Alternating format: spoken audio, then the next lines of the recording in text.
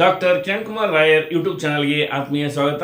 ಸ್ನೇಹಿತರೆ, ಇವತ್ತಿನ ಈ ಒಂದು ವಿಡಿಯೋದಲ್ಲಿ ನಾನು NEP ರಿವೈಸ್ಡ್ BCom 3ನೇ ಸೆಮಿಸ್ಟರ್ ಪಠ್ಯಕ್ಕೆ ಸಂಬಂಧಿಸಿದ ಹಾಗೆ ಕನ್ನಡ ವಿಷಯವನ್ನು ಆಯ್ಕೆ ಮಾಡಿಕೊಂಡು ಆ ಕನ್ನಡದಲ್ಲಿ ಬರುವಂತಹ 5 ಮತ್ತು 10 ಅಂಕದ ಪ್ರಶ್ನೆಗಳು ಯಾವ ರೀತಿಯಾಗಿರ್ತವೆ ನಾನು ಈ ಒಂದು ವಿಡಿಯೋದಲ್ಲಿ ತಿಳಿಸಿಕೊಡ್ತಾ ಇದ್ದೇನೆ.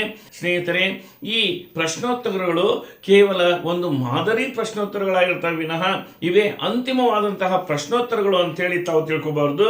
ಆ ಒಂದು ನಿಟ್ಟಿನಲ್ಲಿ ನೀವು ಹೆಚ್ಚು ಈ ಒಂದು ಪುಸ್ತಕವನ್ನು ಅಧ್ಯಯನ ಮಾಡುವ ಮೂಲಕ ಆ ಹೆಚ್ಚು ಪ್ರಶ್ನೋತ್ತರಗಳನ್ನು ತೆಗೆದು ಅದನ್ನು ಅಭ್ಯಾಸ ಮಾಡಿಕೊಳ್ಳುವಂಥ ರೂಢಿಯನ್ನು ತಾವು ಮಾಡ್ಕೋಬೇಕು ಅಂತೇಳಿ ಈ ಮೂಲಕ ನಾನು ತಿಳಿಸ್ತಾ ಇದ್ದೀನಿ.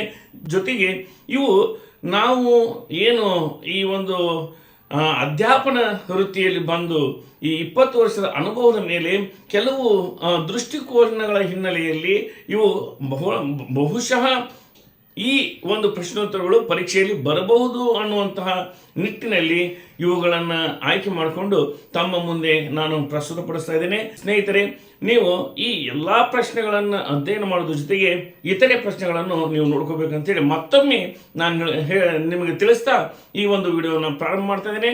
ಬನ್ನಿ ಸ್ನೇಹಿತರೆ, ಹಾಗಾದರೆ 5 ಮತ್ತು 10 ಅಂಕದ ಪ್ರಶ್ನೆಗಳು ಯಾವ ರೀತಿಯಲ್ಲಿ ಪರೀಕ್ಷೆಯಲ್ಲಿ ಬರ್ತವೆ ಅನ್ನುವಂಥದ್ದನ್ನು ನಾನು ನಿಮ್ಗೆ ತಿಳಿಸ್ಕೊಡ್ತೀನಿ.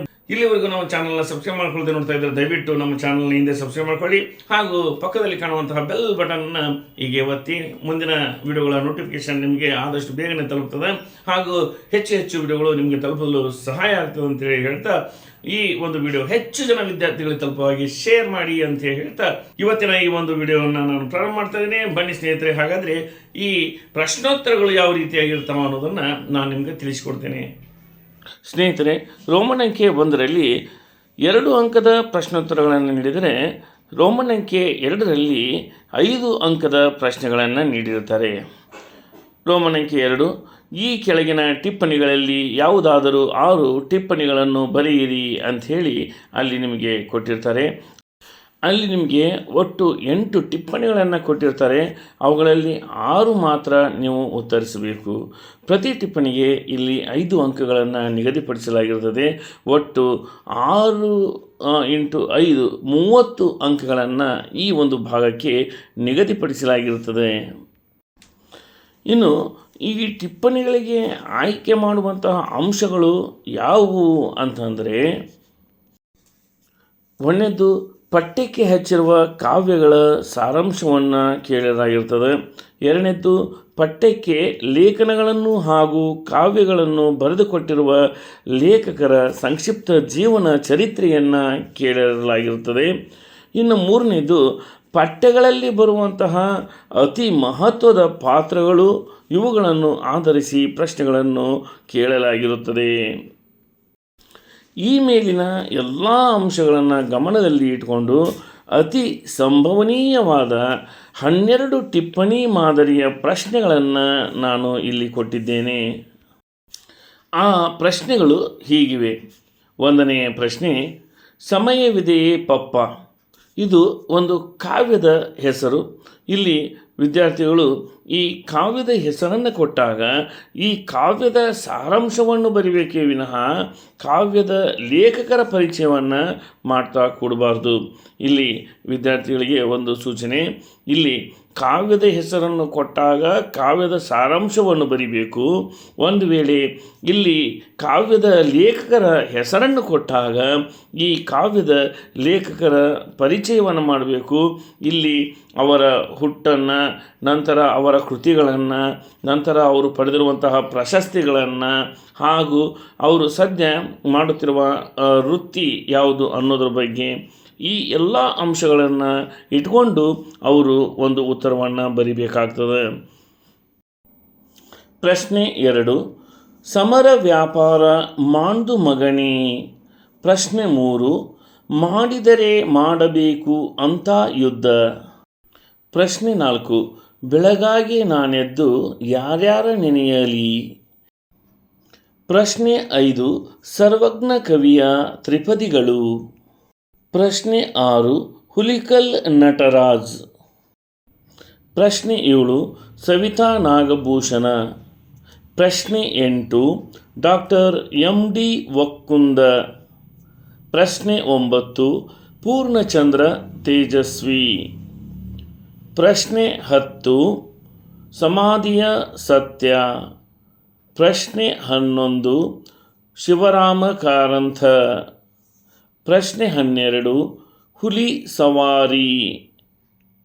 ಸ್ನೇಹಿತರೆ, ಈ ರೀತಿಯಲ್ಲಿ ಕಾವ್ಯದ ಹೆಸರುಗಳನ್ನು ಟಿಪ್ಪಣಿಯಲ್ಲಿ ಕೇಳೋದ್ರ ಜೊತೆಗೆ ಕಾವ್ಯವನ್ನು ಬರೆದಂತಹ ಲೇಖಕರ ಹೆಸರುಗಳನ್ನು ನೀಡುವ ಮೂಲಕ ಅವರ ಜೀವನ ಚರಿತ್ರೆಯನ್ನು ಈ ಟಿಪ್ಪಣಿಗಳಲ್ಲಿ ಕೇಳಲಾಗಿರ್ತದೆ.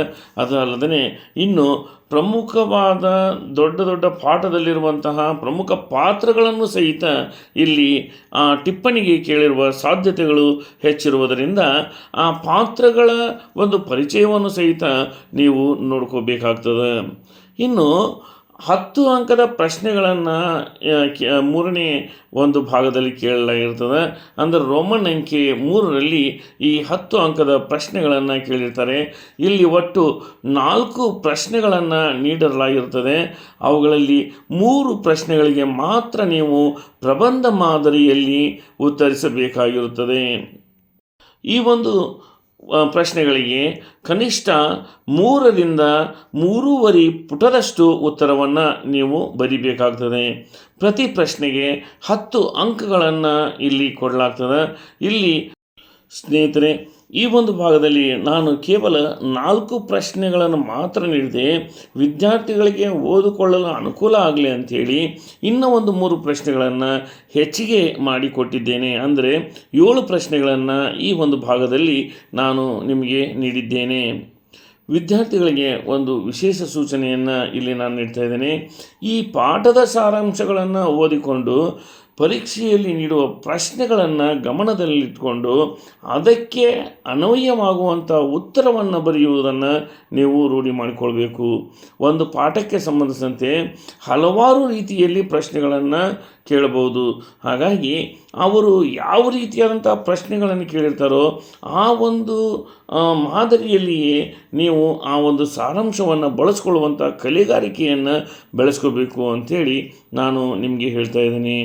ಈಗ ಈ 10 ಅಂಕದ ಪ್ರಶ್ನೆಗಳನ್ನು ಯಾವ ರೀತಿಯಲ್ಲಿ ಕೇಳ್ತಾರೆ ಅನ್ನೋದನ್ನು ಒಂದೊಂದಾಗಿ ನೋಡೋಣ ಬನ್ನಿ. 1ನೆಯ ಪ್ರಶ್ನೆ, ಜಾಗತೀಕರಣ ಮತ್ತು ಸಂಸ್ಕೃತಿಯ ಕುರಿತು ರಾಜೇಂದ್ರ ಚೆನ್ನಿ ಅವರ ವಿಚಾರಗಳನ್ನು ಚರ್ಚಿಸಿರಿ. ಪ್ರಶ್ನೆ 2, ವೆಂಕಟಗಿರಿ ದಳವಾಯಿಯವರು ಹೇಳಿದ ಮಹಿಳೆ ಮತ್ತು ಜಾಗತೀಕರಣದ ವಿಚಾರಗಳನ್ನು ಬರೆಯಿರಿ. ಪ್ರಶ್ನೆ 3, ಜಾಗತೀಕರಣ ಎನ್ನುವುದು ಶಬ್ದವಿಲ್ಲದ ಯುದ್ಧವಾಗಿ ಹೇಗೆ ಅಪ್ಪಳಿಸುತ್ತದೆ ಎನ್ನುವುದನ್ನು ತಿಳಿಸಿರಿ. ಪ್ರಶ್ನೆ 4, ನೆಲ ವಿರೋಧಿ ವಿಧಾನವೇ ಕೃಷಿ ಸಮಸ್ಯೆಯ ಮೂಲ ಹೇಗಾಗಿದೆ ತಿಳಿಸಿರಿ. ಪ್ರಶ್ನೆ 5, ಶಿವರಾಮ ಕಾರಂತರ ವೈಚಾರಿಕ ಮನೋಭಾವದ ದ್ಯೋತಕವಾಗಿ ಅಂಧಶ್ರದ್ಧೆಗಳು ಶಕುನಗಳು ಎನ್ನುವ ಲೇಖನ ಮೂಡಿಬಂದ ಬಗೆಯನ್ನು ವಿವರಿಸಿರಿ. ಪ್ರಶ್ನೆ 6, ನಮ್ಮ ದೇಶದಲ್ಲಿ ವೈಚಾರಿಕ ಪ್ರಜ್ಞೆಗೆ ಅಡೆತಡೆಗಳು ಆದಂತಹ ಅಂಶಗಳನ್ನು ಎಚ್ ನರಸಿಂಹಯ್ಯ ಅವರ ಲೇಖನದ ಆಧಾರದ ಮೇಲೆ ವಿವರಿಸಿರಿ. ಪ್ರಶ್ನೆ 7, ಸಮಾಧಿ ಸತ್ಯ ಈ ಲೇಖನವು ಹುಲಿಕಲ್ ನಟರಾಜ್ ಅವರ ಪವಾಡ ಬಯಲು ಪ್ರವೃತ್ತಿಗೆ ಹಿಡಿದ ಕೈಗನ್ನಡಿಯಾಗಿದೆ, ವಿವರಿಸಿರಿ. ಸ್ನೇಹಿತರೆ, ಹೀಗೆ 5 ಮತ್ತು 10 ಅಂಕದ ಪ್ರಶ್ನೆಗಳನ್ನು ಕೇಳ್ತಾರೆ. ಇದೇ ಮಾದರಿಯಲ್ಲಿ ಇನ್ನೂ ಹಲವಾರು ಪ್ರಶ್ನೆಗಳನ್ನು ಸಿದ್ಧಪಡಿಸಿಕೊಂಡು ಅದಕ್ಕೆ ಉತ್ತರವನ್ನು ಕಂಡುಹಿಡಿದುಕೊಳ್ಳಿ. ಸ್ನೇಹಿತರೆ, ಇವತ್ತಿನ ಈ ಒಂದು ವಿಡಿಯೋನ ಇಲ್ಲಿಗೆ ಮುಗಿಸ್ತಾ ಇದ್ದೇವೆ. ಮುಂದಿನ ವಿಡಿಯೋದಲ್ಲಿ ಮತ್ತೆ ನಾವು ನೀವು ಭೇಟಿಯಾಗೋಣ. ಜೈ ಹಿಂದ್, ಜೈ ಕರ್ನಾಟಕ.